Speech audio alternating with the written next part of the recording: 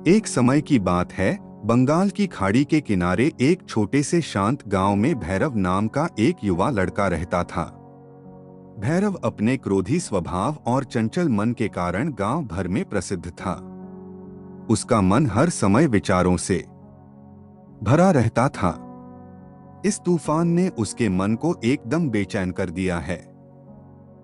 उसके जीवन से शांति मानो गायब हो गई थी और वह हमेशा अपने ही ख्यालों में खोया रहता था और तनावपूर्ण जीवन जी रहे हैं।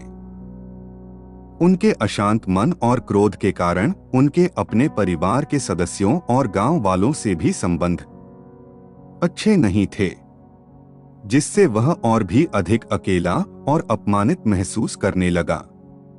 वह और भी अधिक मानसिक तनाव की स्थिति में चला जाता है। एक समय की बात है, भैरव अपने गांव की गलियों में घूम रहे थे। तभी उनकी मुलाकात एक महात्मा बुद्ध से हुई जो एक पेड़ की छाया के नीचे ध्यान में बैठे थे। महात्मा बुद्ध के चेहरे से निर्मल शांति की आभा झलक रही थी। इस असीम शांति में भैरव महात्मा बुद्ध की ओर आकर्षित हुए।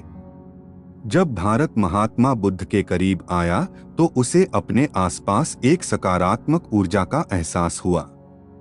भैरव को एहसास हुआ कि इस असीम शांति और सकारात्मक ऊर्जा का स्रोत कहीं न कहीं महात्मा बुद्ध के भीतर ही था।